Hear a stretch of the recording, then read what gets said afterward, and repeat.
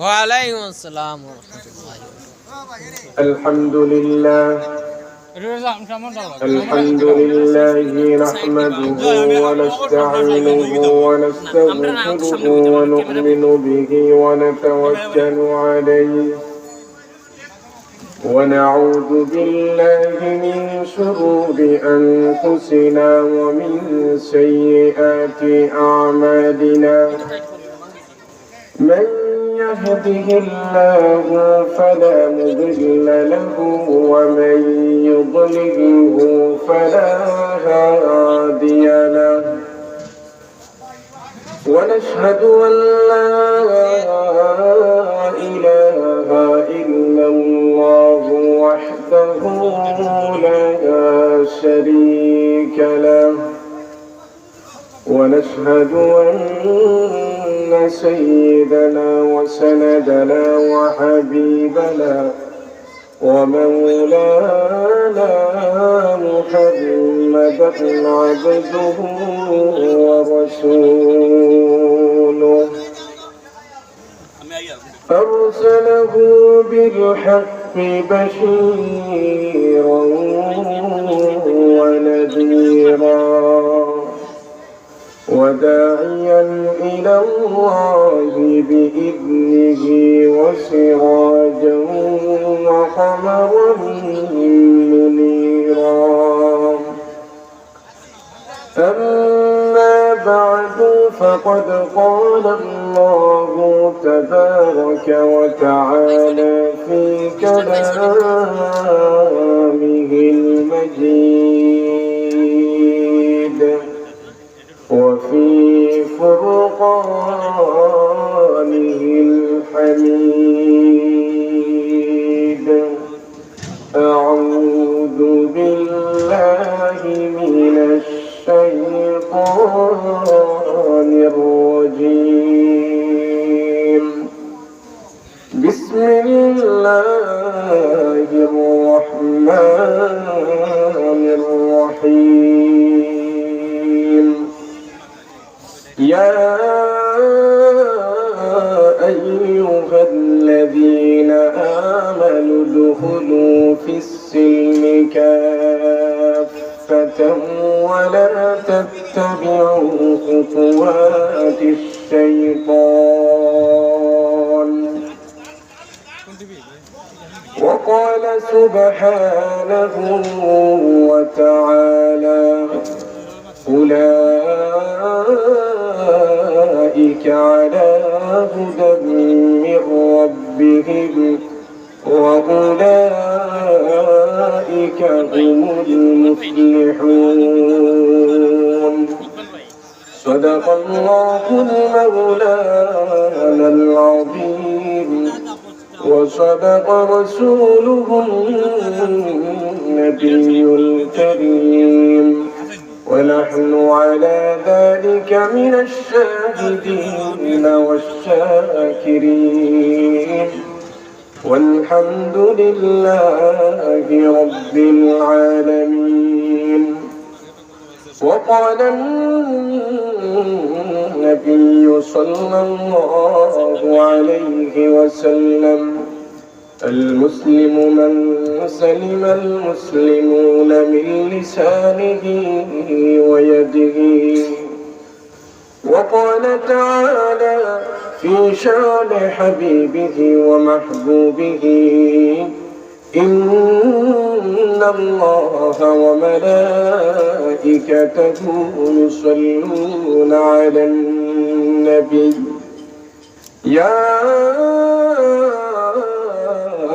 أيها الذين آمنوا صلوا عليه وسلموا تسليما আমরা মুহাব্বতের সহিত দুরূদ শরীফ পড়ি সাল্লাল্লাহু আলা সাইয়্যিদিনা ওয়া মাওলানা মুহাম্মদ ওয়া আলা আলিহি ওয়া আসহাবিহি ওয়া সাল্লাম সাল্লাল্লাহু আলা সাইয়্যিদিনা ومولانا محمد وعلى آله وأصحابه وسلم بلغ العلا بكماله كشف الدجى بجماله حسنت جميع خصاله صلوا عليه وآله لا إله إلا الله لا إله إلا الله لا إله إلا الله لا إله إلا الله لا إله إلا الله لا إله إلا الله لا إله إلا الله محبت سے ذکر کری لا إله إلا الله لا إله إلا الله لا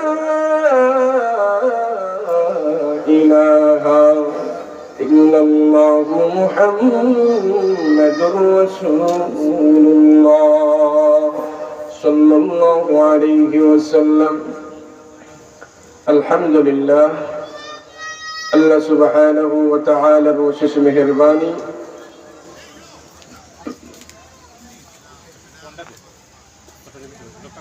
আজকের এই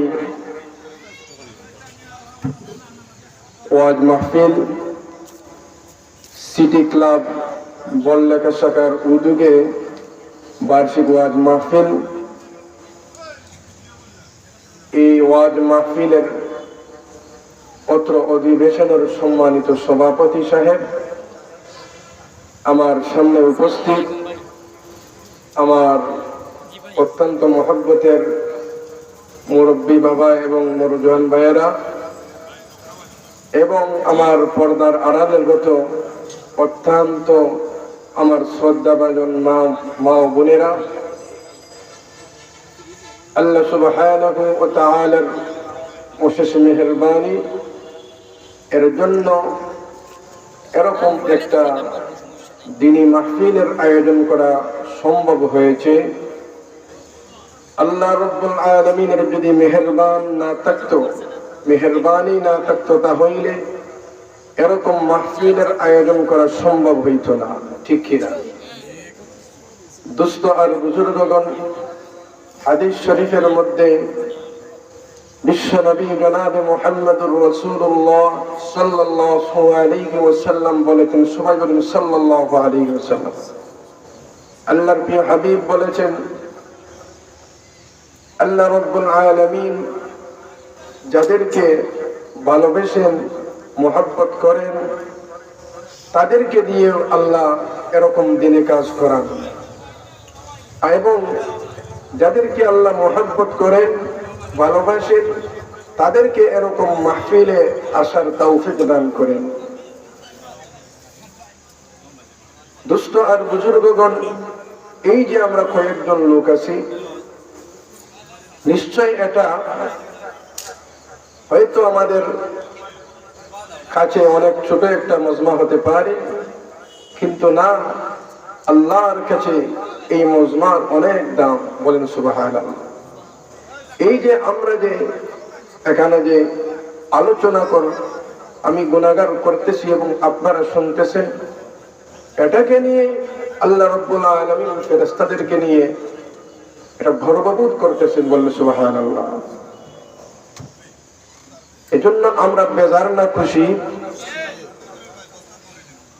তাই আমার মাইকের আওয়াজ যতটুকু দূর পৌঁছতেছে,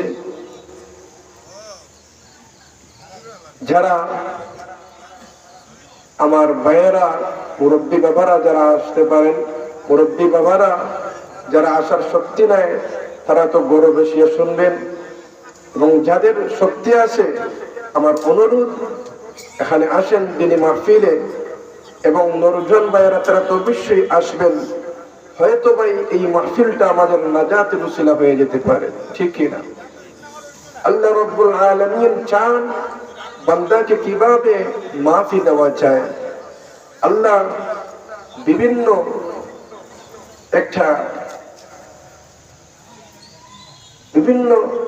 এটা কি দোকান, যেভাবে বান্দাকে মাফ করে দেওয়া যায়, বান্দাকে কিভাবে মাফ করে দেওয়া যায়, এটা আল্লাহ দোকান। কিন্তু আমরা তো বুঝি না ভাই, আমরা বুঝি না। এই হোক, এজন্য আমি আপনাদের কাছে আবার অনুরোধ করছি, আপনারা আসেন, বসেন। এরকম দিনই মজমা আগামীকালকে থাকবে না। এই হোক, যে বিষয়টা সম্পর্কে আলোচনা করব, আল্লাহ রাব্বুল আলামিন আমাকে যদি তৌফিক দান করেন, সে বিষয়টি হচ্ছে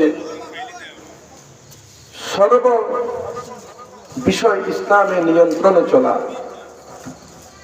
সর্ববিষয় ইসলামের নিয়ন্ত্রণে চলা। শুধু ব্যক্তিগত জীবন নয়, পারিবারিক জীবন, সামাজিক জীবন, রাষ্ট্রনৈতিক জীবন, অর্থনৈতিক জীবন, যত জীবন আছে সব জীবনকে ইসলামের বিধান অনুযায়ী চালাতে হবে। কোন বিধান অনুযায়ী? ইসলামের বিধান অনুযায়ী চালাতে হবে। দোস্ত আর বুজুর্গগণ, এখন যদি কেউ মনে করে ইসলামী বিধিবিধান অনুযায়ী চলা এটা নিজের ব্যক্তিগত বিষয়, তাহলে না, এটা একথা কিন্তু সঠিক নয়। এটা কিন্তু ব্যক্তিগত বিষয় নয়। ইসলাম হচ্ছে এমন একটা ধর্ম যে ধর্মে সর্ব বিষয়ের কথা বলা হয়েছে, ঠিক কিনা? দোস্ত আর বুজুর্গগণ, আমাদের ধর্মে এমন একটি গ্রন্থ আছে যে গ্রন্থের নাম কোরআন শরীফ। জোরে সুরে বলি, কি নাম? কোরআন শরীফ। আমরা যদি কোরআন শরীফের বিশ্বাসী হয়ে থাকি, তাহলে কোরআন শরীফে আল্লাহ রাব্বুল আলামিন প্রত্যেকটা বিষয়ের দিক নির্দেশনা দিয়েছেন। যেমন ব্যক্তিগত জীবন, তেমন পারিবারিক জীবন, সামাজিক জীবন, রাষ্ট্রীয় জীবন, অর্থনৈতিক জীবন, যত জীবন আছে সব জীবনের সম্পর্কে কালামুল্লাহ শরীফের বিভিন্ন জায়গায় আল্লাহ বলেছেন। দোস্ত আর বুজুর্গগণ, আমি যে খুতবার মধ্যে যে আয়াতটি তিলাওয়াত করেছি, এই আয়াতের মধ্যে আল্লাহ রাব্বুল আলামিন বলেন, এজন্য বলেন, ইয়া আইয়ুহাল্লাযীনা আমানু উদখুলু ফিস-সিলমি কাফা। হে ঈমানদারেরা, তোমরা পুরোপুরি ইসলামের ভিতরে ঢুকো, পুরোপুরি ইসলামের ভিতরে চলে আসো। এরপরে আল্লাহ বলেন, ওয়ালা তাত্তাবিউ খুতুওয়াতিশ শাইতান, আর তোমরা শয়তানের পদাঙ্ক অনুসরণ করো না। দুইটা কথা এখানে আল্লাহ রাব্বুল আলামিন বলেছেন। আমার সাথে কথা বলতে হবে। প্রথম কথা বলেছেন যে ইসলামের ভিতরে পুরোপুরি ঢুকতে হবে। দুই নম্বর যে কথা বলেছেন যে তোমরা শয়তানের পদাঙ্ক অনুসরণ করো না, অর্থাৎ শয়তানের পথ অনুসরণ করিও না। বুঝতে পারতেছেন না আমার কথা? না বুঝলে বলবেন। হাজিরিন কিরাম, এই আয়াতকে যদি আমরা অনুসরণ করি, তাহলে আমি ব্যক্তিগত জীবন থেকে নিয়ে যত কিছু আছে, এমনকি আমার যত শক্তি আছে, কথা বলার শক্তি, আমার দেহর শক্তি, অঙ্গ প্রত্যঙ্গের শক্তি, সবগুলার একটা নিয়ম নীতি আছে। সবগুলার কি আছে? একটা নিয়ম নীতি আছে। আমার ইচ্ছা মতো আমার যে কথা বলার যে শক্তি আছে, সেটা আমি কি করতে পারবো না। আমার ইচ্ছা মতে আমি চালাতে পারবো না। আমার ইচ্ছা মতে আমি যে কোনো কথা বলতে পারবো না। আমার ইচ্ছা মতো আল্লাহর দেওয়া যে অঙ্গ প্রত্যঙ্গ আমাকে দিয়েছেন, এই অঙ্গ প্রত্যঙ্গ দিয়ে আমার ইচ্ছা মতো আমি কোনো কিছু করতে পারবো না। আমাকে আল্লাহ রাব্বুল আলামিন যে চক্ষু দিয়েছেন, চক্ষুর মতো নিয়ামত দিয়েছেন, এই চক্ষু দিয়ে এমন কোন জিনিসের দিকে আমি নজর দিতে পারবো না যে জিনিসের দিকে নজর দিলে আল্লাহর হুকুমের উল্টা হবে। কিসের উল্টা হবে? আল্লাহর হুকুমের উল্টা হবে। আমাকে যে আল্লাহ রাব্বুল আলামিন কান দিয়েছেন, এই কান দিয়ে আমি গান শুনতে পারবো না, অবৈধ কোনো কথা শুনতে পারবো না। ঠিক তেমনি ভাবে প্রত্যেকটার একটা নিয়ন্ত্রণ রেখেছে ইসলামে। দুষ্ট আর বুজুর্গগণ, সংক্ষেপে কিছু আলোচনা করবো আপনাদের সামনে, এতে আপনাদেরও লাভ হয়। প্রথমে আমার নিজের লাভ হয় এবং আপনাদেরও লাভ হয়, জন্য মনোযোগ দিয়ে শুনবেন। আশা করা যায় ইনশাআল্লাহ ফায়দা হবে। দোস্ত আর বুজুর্গগণ, আল্লাহ রাব্বুল আলামিন কালামুল্লাহ শরীফের মধ্যে বলেন, ইয়া আইয়ুহাল্লাযীনা আমানু দুখুলু ফিস-সিলমি কাফফা ওয়া লা তাত্তাবিউ খুতুওয়াতিশ শাইতান ইন্নাহু লাকুম আদুউম মুবিন। আল্লাহ সুবহানাহু ওয়া তাআলা বলেন, হে ঈমানদারেরা, আল্লাহ এখানে কোন কাফিরকে সম্বোধন করে বলেন নাই, আল্লাহ এখানে তার ঈমানদার বান্দা বান্দীদেরকে সম্বোধন করে বলতেছেন, হে ঈমানদারেরা, ইয়া আইয়ুহাল্লাযীনা আমানু উদখুলু ফিস-সিলমি কাফফা, তোমরা ইসলামের ভিতরে পুরোপুরি প্রবেশ করো, ইসলামের গণ্ডির ভিতরে পুরোপুরি প্রবেশ করো। কিছু ঢুকলাই না, কিছু মাল্লাই না, এটা হবে না। এটা ইসলামের ভিতরে পুরোপুরি ঢুকা হইল না। এখন যদি আমি শুধু মনে করলাম আমি আল্লাহর বান্দা হিসেবে পরিচয় দিলাম, আমি আল্লাহর বান্দা, রাসূলের উম্মত, আমার মধ্যে আল্লাহর কোনো হুকুম নাই, রাসূলের কোনো তরিকা আমার মধ্যে নাই, তাহলে আমি সত্যিকার একজন মুমিন হতে পারলাম না। সত্যিকার মুমিন হতে হইলে ইসলামের ভিতরে পুরোপুরি ঢুকতে হবে।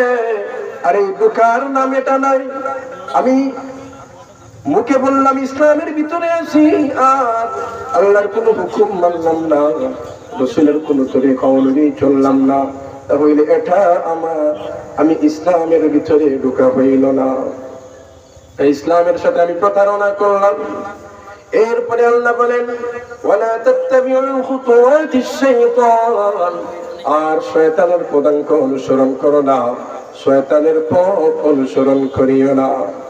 দুষ্ট আর বুজুর্গগণ, শয়তানের কয়েক রকম শয়তান আছে, শয়তানের বাহিনীও আছে, ঠিক কিনা? দেখবেন মানুষ কিন্তু সে কিন্তু শয়তানের বাহিনী, ঠিক কিনা? ঠিক কিনা? দুষ্ট আর বুজুর্গগণ, এজন্য শয়তানের পথ অনুসরণ করা যাইবে না। আল্লাহর হুকুম মতো চলতে হবে, রাসূলের তরিকা অনুযায়ী চলতে হবে।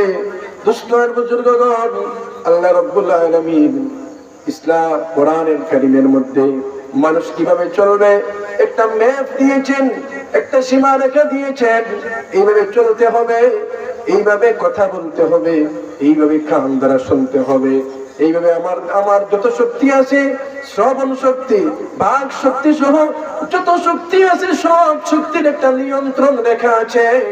এই নিয়ন্ত্রণের বাহিরে যারা চলবে তারা বিপদগ্রস্ত হবে, আর যারা নিয়ন্ত্রণের ভিতরে যারা চলবে তারা দুনিয়াতেও কামিয়াবি হবে, আখিরাতেও কামিয়াবি হবে।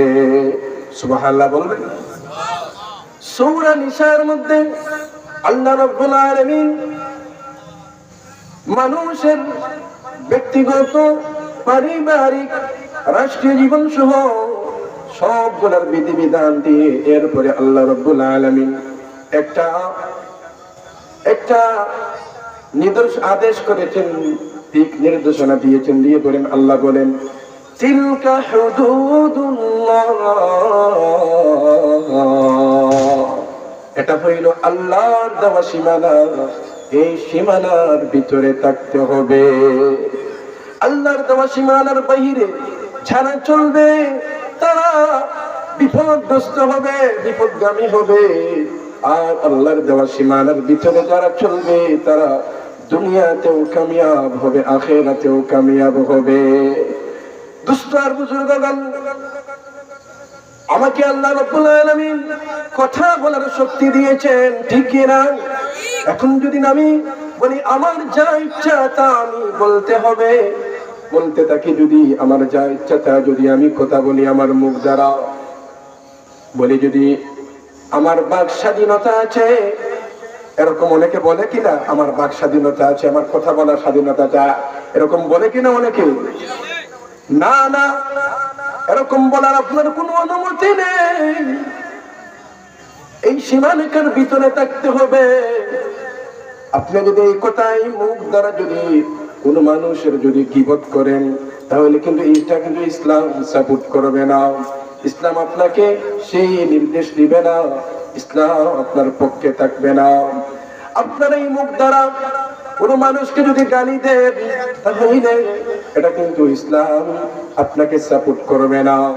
আপনার এই মুখ দ্বারা যদি কোন মানুষকে যদি ব্যঙ্গ করেন, এমন মানুষ আছে মুখ দ্বারা অন্যকে ব্যঙ্গ করে, ঠিক করে ঠিক না, এরকম কিন্তু ইসলাম কিন্তু আপনাকে বলে নাই।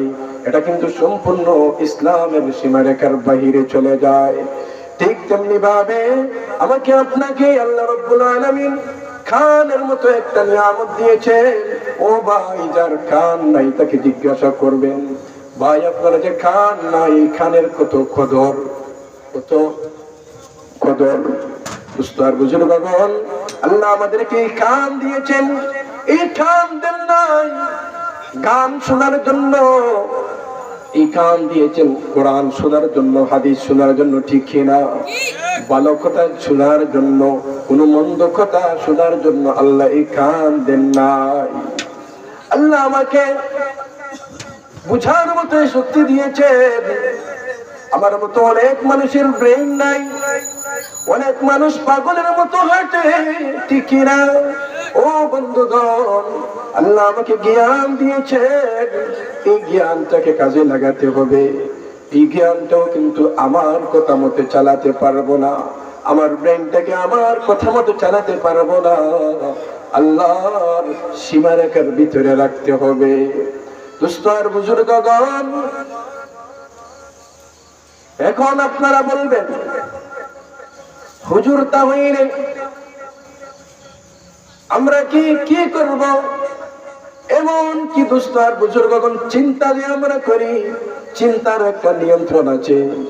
আমি যে কোনো চিন্তা করতে পারবো না। আমার ইচ্ছা আমি করলাম, পরিকল্পনা করলাম অমুকের ক্ষতি করব, অমুককে মারবো, এমন চিন্তা আমরা করি কিনা? করিনি। এমন চিন্তাও আমরা করতে পারবো না। 4 ধরনের চিন্তা করা বৈধ আছে। কয় ধরনের চিন্তা করা বৈধ আছে? 4 ধরনের চিন্তা করা বৈধ আছে। সুস্থ বুজুর্গগণ, 4 ধরনের চিন্তা করা বৈধ আছে। এর আগে একটা কথা বলতে হবে, ইমানদারের কথা আরো একটু বলি। ইমানদার যারা, তাদের পরিচয় হবে তার জবান দ্বারা, তার মুখ দ্বারা, তার অঙ্গ প্রত্যঙ্গ দ্বারা কোন মুসলমান কোনদিন কষ্ট পাবে না। হাদিসের মধ্যে এসেছে, আল মুসলিমু মান সালিমাল মুসলিমুনা মিন লিসানিহি ওয়া ইয়াদিহি, যার জবান দ্বারা, যার মুখ দ্বারা, যার অঙ্গ প্রত্যঙ্গ দ্বারা কোন মুসলমান কষ্ট পাবে না, সেই খাঁটি মুসলমান। সেই কি খাঁটি মুসলমান? সুবহানাল্লাহ বলবেন না? উস্তাদ বুজুর্গগণ, এখন যদি একজনের মুখ দ্বারা কষ্ট পায়, যখন এক ভাই যখন শুনতে পারবে তার মুখ দ্বারা, আমার মুখ দ্বারা এক ভাই কষ্ট পাইছে, তাহলে কিন্তু তার মনে কষ্ট লাগবে কিনা? তখন কিন্তু মুখ দ্বারা তাকে কষ্ট দিলাম। এরপরে যদি আমার অঙ্গ প্রত্যঙ্গ দ্বারা কোন ভাইকে যদি কষ্ট দেয়, তাহলে আমার অঙ্গ প্রত্যঙ্গ দ্বারা আমার এই ভাই কষ্ট পাইল। এর দ্বারা আমার অঙ্গ প্রত্যঙ্গ দ্বারা যদি কষ্ট পায়, তাহলে আমি একজন প্রকৃত মুসলমান হতে পারলাম না। ঠিক তেমনি ভাবে যত শক্তি আছে, সব শক্তি দ্বারা কোনো ভাই যাতে কষ্ট না পায়, সেদিকে আমাকে খেয়াল রাখতে হবে। বলতেছিলাম যে চিন্তার বিষয়ে নিয়ন্ত্রণ রয়েছে। কয় ধরনের চিন্তা করা যাবে? 4 ধরনের চিন্তা করা যাবে। কয় ধরনের চিন্তা করা যাবে? 4 ধরনের চিন্তা করা যাবে। 1 নম্বর চিন্তা হইল, কোন মানুষ যদি এই চিন্তা করে আল্লাহর সৃষ্টিকে নিয়ে, আল্লাহর রহস্যকে নিয়ে, আল্লাহ কিভাবে এই জমিন সৃষ্টি করলেন, আল্লাহ কিভাবে আসমান সৃষ্টি করলেন, আল্লাহ কিভাবে আমাকে সৃষ্টি করলেন, আমার বাবাকে সৃষ্টি করলেন, আমার মাকে সৃষ্টি করলেন। এই যে আমরা যে নিমক হারামের মতো খাবার খাইতেছি, আমরা নাফরমানি করি, আবার কিন্তু আল্লাহ আমাদেরকে খাওয়াইন, ঠিক কিনা? আমরা গুনাহ করি, আমরা নামাজ পড়ি না, ঠিক মতো নামাজ পড়ি না, ঠিক মতো রোজা, রমজান মাস আসলে রোজা রাখি না, ঠিক কিনা ভাই? রোজা রাখিয়া কিন্তু আমরা অন্যের গীবত গাই, ঠিক কিনা? আমরা আল্লাহর দেওয়া নিয়ামত খাই, ওই নিয়ামতটা আল্লাহ কিভাবে দিলেন? এই যে জমিনের মধ্যে আল্লাহ যে, একটু যদি চিন্তা করি ভাই, এই জমিনের মধ্যে আগে আমাদের দেশে কি বলে, হালি পাতানি, এটা বলেনি, ধান আগে বীজ আগে রোপণ করা হয়, এরপরে সেটা থেকে হালি হয়নি, না কি বলে, হালি, হালি না আলি বলে, আলি বা হালি বলে। এটা যখন এই দান থেকে হালি হয়, এরপরে এটা আবার রোপণ করা হয়। এটাতে কিভাবে আল্লাহ দান দেন, চিন্তা করলে কিন্তু অনেক বড়। ও দোস্ত আর বুজুর্গগণ, এই যে একটা গাছ, প্রথম থেকে একটা গাছ হয়, এই গাছটা রোপণ করার পর এই গাছ থেকে বড় বড় ফল আল্লাহ কিভাবে দেন? কোন মানুষের শক্তি নাই, মানুষের ব্রেইনে এতটুকু ধরবে না, ধরবেনি ভাই, মানুষ এতটুকু তার ব্রেইনে ধরবে না। আল্লাহ যে কিভাবে এত কিছু বানাইলেন। একজন মানুষ, আমার নিজের দিকে আমি একটু তাকাই, আমাকে যে আল্লাহ হাত দিয়েছেন, কত সুন্দর করে বডি বানাইছেন, আপনি এরকম বানাইয়া দেখান। কিন্তু বানাই, কিন্তু বানাইতেছে কিন্তু ব্যাটারি দিয়ে কথা বলে, ঠিক কিনা? ব্যাটারি দিয়ে কথা বলে, যখন ব্যাটারির চার্জ শেষ হয়ে যায় তখন আর কথা বলে না, ঠিক কিনা? কিন্তু আল্লাহ রাব্বুল আলামিন আমাদেরকে এমন এক ব্যাটারি দিয়েছেন, সারাদিন আমরা কথা বলি কিন্তু এই ব্যাটারির চার্জ শেষ হয় না, ঠিক কিনা? এরকম আল্লাহর সৃষ্টিকে নিয়ে চিন্তা করার আদেশ দেওয়া আছে। আল্লাহর সৃষ্টিকে নিয়ে চিন্তা করা যাবে। আল্লাহ রাব্বুল আলামিন কালামুল্লাহ শরীফের মধ্যে বলেন, ওয়ায়াতাফাক্কারুনা ফি খালকিস সামাওয়াতি ওয়াল আরদ। আল্লাহ রাব্বুল আলামিন বলেন, যারা জ্ঞানী তারা আল্লাহর সৃষ্টিকে নিয়ে চিন্তা করে, আল্লাহ কিভাবে এই জমিন সৃষ্টি করলেন, কিভাবে এই আসমান সৃষ্টি করলেন, কিভাবে আমাকে সৃষ্টি করলেন, আল্লাহ যে এত বড় মহান, আল্লাহ নিশ্চয় একজন মালিক আছে, এই বিষয়ে চিন্তা করে যারা জ্ঞানী, যারা বুঝে, অর্থাৎ যারা মুমিন, প্রকৃত মুসলমান, তারা এই বিষয়টাকে নিয়ে চিন্তা করে বলেন সুবহানাল্লাহ। 2 নম্বর যে বিষয়টা নিয়ে চিন্তা করতে হবে, সে বিষয়টা হইল বেশি বেশি করে মৃত্যুর কথা চিন্তা করতে হবে। মৃত্যুর পরের জীবনের কথা চিন্তা করতে হবে, মৃত্যুর কথা চিন্তা করতে হবে, কিভাবে আমাকে মরতে হবে, কি নিয়ে আমি দুনিয়া থেকে যাব, এই বিষয়টা চিন্তা করতে হবে। ও ভাই, আমার বয়স হয়ে গেছে 50 বছর, 60 বছর, 80 বছর হয়ে গেছে, আর কতদিন আমি এই দুনিয়ার মধ্যে বেঁচে থাকবো? একটু চিন্তা করার দরকার আছে কিনা? শুধু যদি দুনিয়াই বলি, তাহলে দুনিয়াই বলবো, দুনিয়াটা থেকে যাবে কিন্তু আমি চলে যাব, ঠিক কিনা? ঠিক বলবেন না? দুনিয়াটা কিন্তু, এই দুনিয়া থাকবে কিন্তু আমি একদিন থাকবো না, ঠিক কিনা? আমি কিন্তু চলে যাব, দুনিয়া থাকবে, দুনিয়ার জায়গা থাকবে, আমার সম্পদ থাকবে, টাকা পয়সা থাকবে, ঘর বাড়ি সবগুলা থাকবে, কিন্তু আমি থাকবো না, ঠিক কিনা? স্থান বুঝবার জন্য মৃত্যুর কথা চিন্তা করতে হবে, মৃত্যুর পরের জীবনের কথা চিন্তা করতে হবে। যদি মৃত্যুর কথা যদি বেশি বেশি চিন্তা করে একজন মানুষ, একজন লোক, একজন মুমিন, তখন কি হবে? মৃত্যুর কথা চিন্তা করলে আল্লাহ আল্লাহ ডাকার মধ্যে উৎসাহ আসবে তার। আল্লাহ আল্লাহ ডাকবে বেশি বেশি করে, আল্লাহর প্রতি ভয় আসবে, সে আর গুনাহ করবে না, ব্যভিচার করবে না, চুরি করবে না, ডাকাতি করবে না, সুদ খাইবে না, ঘুষ খাইবে না, সে কোনো অন্যায় কাজে যাবে না। বুজুর্গগণ, এজন্য হাদিস শরীফের মধ্যে আল্লাহর রাসূল বলেন, আক্তিরু যিকরা হাদিমিল লাযযাতিল মাউত, বেশি বেশি করে মৃত্যুর কথা চিন্তা করো, এই চিন্তায় দুনিয়ার স্বাদকে ছিন্ন করে দিবে। বলেন সুবহানাল্লাহ। দুস্তার বুজুর্গগণ, মৃত্যুর কথা চিন্তা করতে হবে, কারণ এই দুনিয়া কিন্তু আমরা স্থায়ী নাই, স্থায়ী কেউ বলতে পারবে না। এই যে আমি কথা বলতেছি, কতক্ষণ বলবো কথা আমি জানিনি, হয়তো এক কথা বলবো, আর এক কথা বলার আমার কোনো শক্তি থাকবে না, ঠিক কিনা? ও দোস্ত আর বুজুর্গগণ, আমার কোনো গ্যারান্টি নেই, আমার কোনো শক্তি নেই। শক্তি দেওয়ার মালিক কে বলেন তো দেখি? আল্লাহ আমার মালিক কে? আল্লাহ। আমার কোনো শক্তি নাই, আমার কোনো শক্তি নাই। এজন্য ভাই, সব সময় মৃত্যুর কথা চিন্তা করতে হবে। 3 নম্বর যে চিন্তাটা করতে হবে সেটা হইল সমস্ত মুসলমানের নাজাতের জন্য ফিকির করতে হবে। ও ভাই, আমি শুধু নামাজ পড়লাম, আমি শুধু রোজা রাখলাম, আমার ছেলে নামাজ পড়ে না, আমার মেয়ে নামাজ পড়ে না, আমার ওয়াইফে নামাজ পড়ে না, আমার আত্মীয়-স্বজন নামাজ পড়তেছে না, এর জন্য ও আমাকে দায়ী হতে হবে। অন্য হাদিসের মধ্যে এসেছে প্রত্যেক সে দায়িত্বশীল। এজন্য ভাই, আমার চিন্তা শুধু করলে হবে না, আমার আহলে আহালের জন্য চিন্তা করতে হবে। জন্য আল্লাহ রাব্বুল আলামিন বলেন, ইয়া আইয়ুহাল্লাযীনা আমানু আনফুসাকুম ওয়া আহলিকুম নারা। হে মানুষেরা, তুমি নিজে জাহান্নামের আগুন থেকে বাঁচো এবং তোমার আহলকে জাহান্নামের আগুন থেকে বাঁচাও। নিজে শুধু জাহান্নামের আগুন থেকে বাঁচলে হবে না, আহলে আহলকে জাহান্নামের আগুন থেকে বাঁচাতে হবে। ও দোস্ত আর বুজুর্গগণ,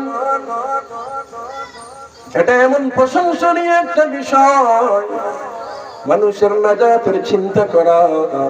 আম্মা জান আয়েশা সিদ্দিকা রাদিয়াল্লাহু তাআলা আনহা বলেন, একদিন আমি দেখতে পারলাম আমার ঘরে ঘুমানো অবস্থায় ছিলেন বিশ্বনবী। দেখতে পারলাম রাত্রিবেলা দেখলাম আমার কাছে আর নাই বিশ্বনবী। আমি চিন্তিত হয়ে গেলাম, বিশ্বনবী কোথায় গেলেন? আমি খুঁজতে খুঁজতে দেখলাম তিনি জান্নাতুল বাকিতে অর্থাৎ মদিনার কবরস্থানে গিয়ে উম্মতের জন্য কাঁদতেছেন। ইয়া উম্মতি, ইয়া উম্মতি বলে কাঁদতেছেন। ও দোস্ত আর বুজুর্গগণ, এইভাবে কাঁদতেছেন। বিশ্বনবীর ঘুম আসতো না উম্মতের চিন্তায়। কার চিন্তায়? উম্মতের চিন্তায় বিশ্বনবীর ঘুম আসতো না। উম্মতি উম্মতি বলে কাঁদতেন। আম্মা জান আয়েশা সিদ্দিকা রাদিয়াল্লাহু তাআলা আনহা বলেন, আমি দেখতে পারলাম আমার নবী আমার কাছে নাই। আমি খুঁজতে খুঁজতে গিয়ে দেখলাম জান্নাতুল বাকিতে বিশ্ব নবী উম্মতের জন্য দোয়া করতেছেন, উম্মতের গুনাহ মাফের জন্য দোয়া করতেছেন, জিন্দা মুর্দা সবার জন্য দোয়া করতেছেন। এজন্য আমাদের দরকার আছে কিনা সবাই নাজাতের চিন্তা করা দরকার আছে কিনা ভাই? আমি নিজে নামাজ পড়লাম, খুব ভালো নামাজ পড়লাম, খুব বেশি পরহেজগার থাকলাম, কিন্তু আমার ছেলে একটাও তো নামাজ পড়ে না। এরকম আছে কিনা? আমার ছেলের নামাজ নাই, মেয়ের নামাজ নাই। ও ভাই, মনে রাখবেন, এর জন্য আপনাকে জবাবদিহি করতে হবে। দুনিয়ার কোনো মানুষকে জবাবদিহি করতে হবে না, আপনাকে জবাবদিহি করতে হবে। নেতা যিনি, নেতার প্রজা যারা আছেন, তারা কি করলো না করলো সের জন্য নেতা জবাবদিহি করতে হবে। হাদিসের মধ্যে এসেছে। দোস্ত আর বুজুর্গ, এত সহজ নয় জান্নাতে যাওয়া, এত সহজ নয়, এত সহজ নয় জান্নাতে যাওয়া। এজন্য নিজের চিন্তা খালি করলে হবে না, সমস্তের জন্য চিন্তা করতে হবে কিনা। 4 নম্বর হইল, যে বিষয়ে চিন্তা করা যাবে সে বিষয়টা হইল কোরআন হাদিসকে নিয়ে গবেষণা করা যাবে। কোরআন হাদিসকে নিয়ে গবেষণা করবেন যারা গবেষক আলিম, তারা ইজতিহাদের মাধ্যমে কোরআন হাদিসের তথ্য অনুযায়ী ইজতিহাদের মাধ্যমে গবেষণা করবেন কিভাবে নিত্য নতুন মাসআলা বের করা যায়। এটা উলামায়ে কেরামের দায়িত্ব। দোস্ত আর বুজুর্গগণ, এই 4 ধরনের চিন্তা করা যাবে। প্রথম নম্বর বলেছি আল্লাহর সৃষ্টিকে নিয়ে চিন্তা করা যাবে। 2 নম্বর বলেছি বেশি বেশি করে মৃত্যুর কথা চিন্তা করা যাবে। 3 নম্বর বলেছি সমস্ত উম্মতের নাজাতের জন্য চিন্তা করা যাবে। 4 নম্বর বলেছি কোরআন হাদিসকে নিয়ে গবেষণা করা যাবে। মনে আছে তো? এই 4 ধরনের চিন্তা করা বৈধ। এই 4 ধরনের চিন্তা করা ইসলামে অনুমতি দিয়েছে আপনাকে আমাকে। এর বাইরে কোনো চিন্তা করতে পারবো না। এখন আপনারা বলবেন, প্রশ্ন থাকবে যে হুজুর এখন তো আমার সংসার আছে, ছেলে মেয়ে আছে, ঠিক কিনা? একটা প্রশ্ন আছে না? আমার ছেলে আছে, মেয়ে আছে, তাদের ভরণ পোষণের দরকার আছে কিনা? প্রশ্ন আছে না? দুস্থ আর বুজুর্গগণ, সেটা ঢুকে যাবে আখিরাতের মধ্যে। বলবেন কিভাবে আখিরাতের মধ্যে ঢুকে যাবে? আমি যে এই নিয়তে আমার ছেলে মেয়ের জন্য উপার্জন করব, হালাল উপার্জন করব, যাতে তাদের দায়িত্ব আমি পালন করতে পারি।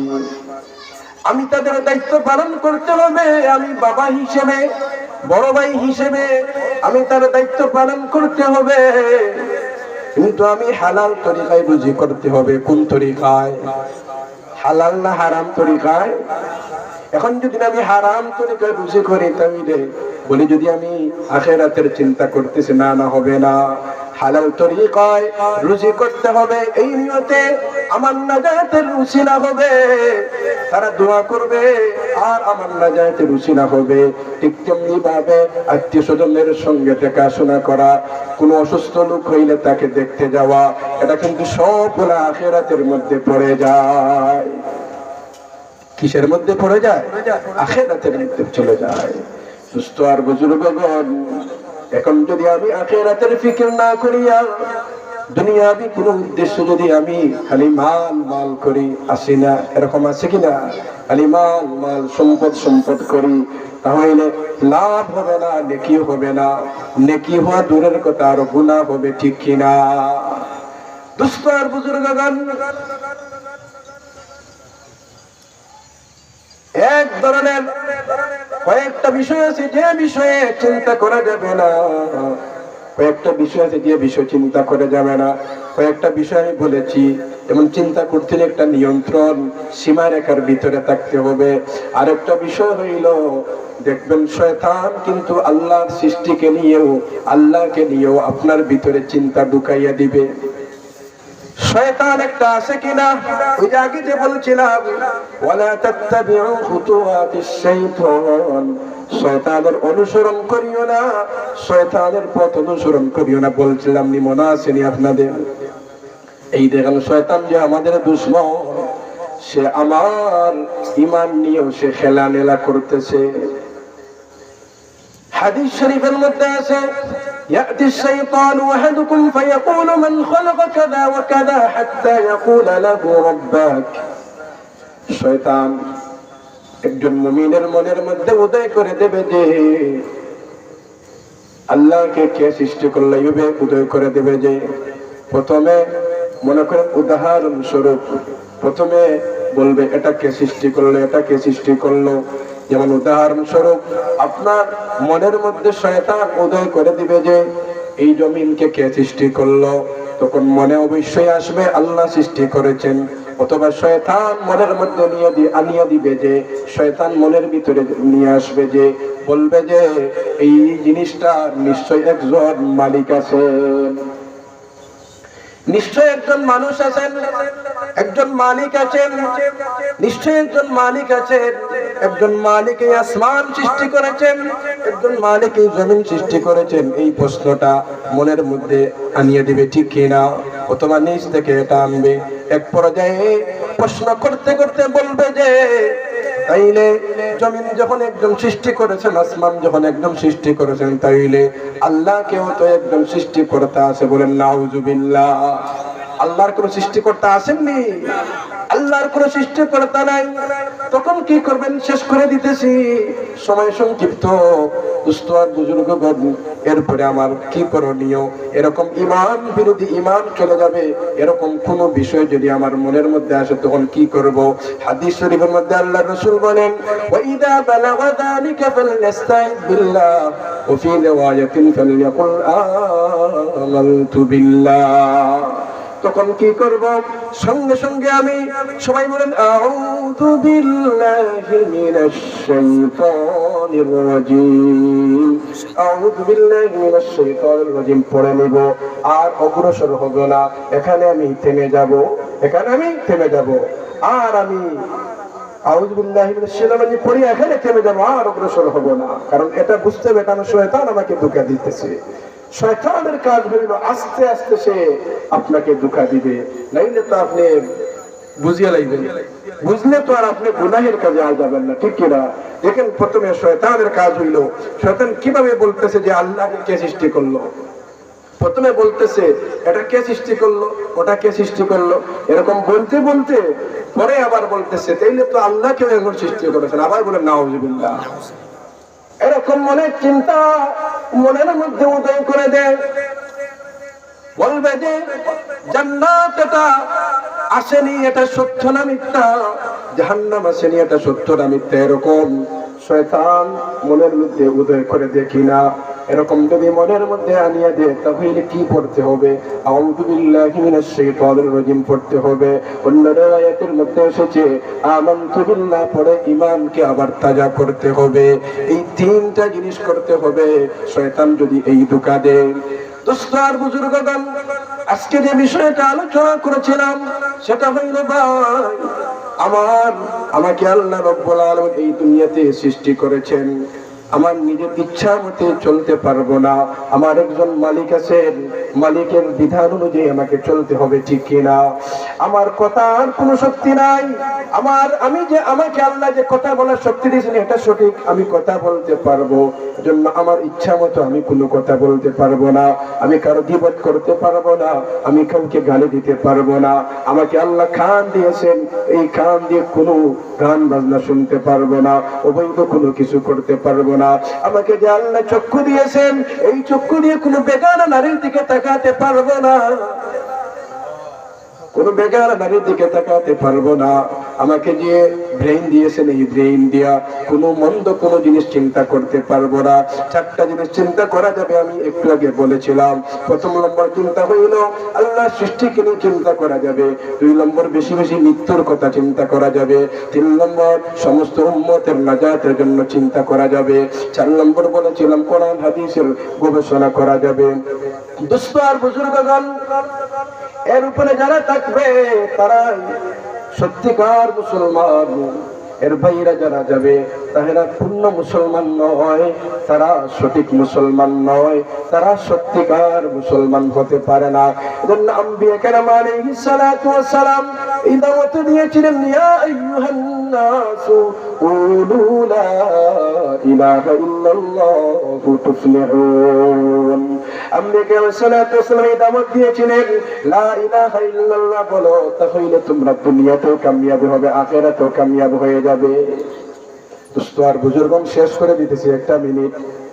দোস্ত আর বুজুর্গগণ, সূরা বাকারার শুরুতে আল্লাহ রাব্বুল আলামিন পরহেজগার লোকদের বর্ণনা করতে গিয়ে এরপরে তারা যে পরহেজগার এটা বলেন, তারপরে আল্লাহ বলেন উলাইকা আলা হুদাম মির রাব্বিহিম ওয়া উলাইকা হুমুল মুফলিহুন। যারা ঈমান আমলের উপর অটল থাকবে তারাই হেদায়েত প্রাপ্ত, ওরাই সফল কাম। উলাইকা হুমুল মুফলিহুন, তারাই সফল কাম। যারা ঈমান আমলের উপর অটল থাকবে তারাই সফল কাম। আর যারা এর বাইরে চলবে তারা দুনিয়াতেও বরবাদ, আখিরাতেও বরবাদ।